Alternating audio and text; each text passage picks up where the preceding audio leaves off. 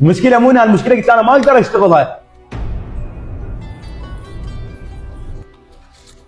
هاك بابا ما شاء الله اليوم. عافيه بعد ابوك، هيك اريدك. هسه صدق عجبتني. شوف الفرق ما بين امس واليوم. مش طلعتك صدق بفلوس خير من الله. عاشدك وليدي عافيه. اي مو قلت لك لعتك بخير من الله. خليني اقول لك شغله يا بابا، يجي يوم وينتصر المظلوم.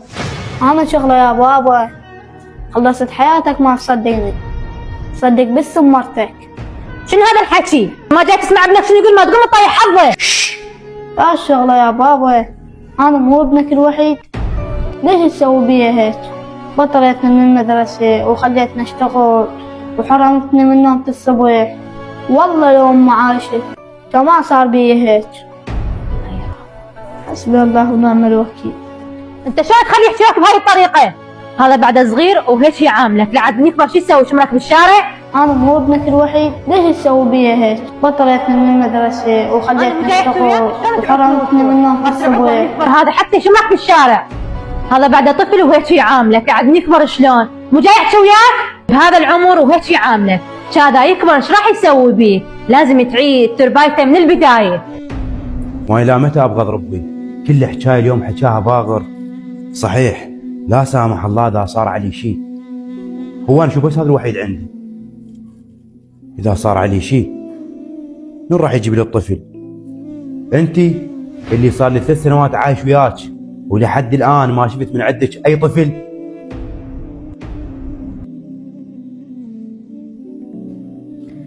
أنا علمك يا باقر، اليوم بسببك أبوك غثني بكلامه، إلا ندمك على هذا الكلام سمعته.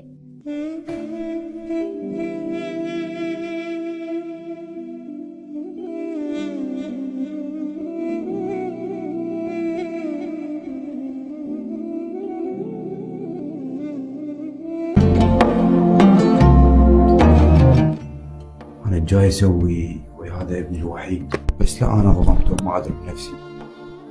ترى حكي صحيح، يعني ذا الله لا يقولها وباغر راح بعد اسمع كلمة البابا.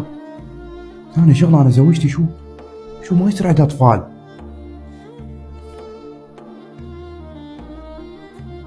اكو واي ناس تتمنى تسمع كلمة البابا، اكو ناس تملك الدنيا كلها بس ما تملك الطفل، وانا هيك جاي اسوي ابني الوحيد.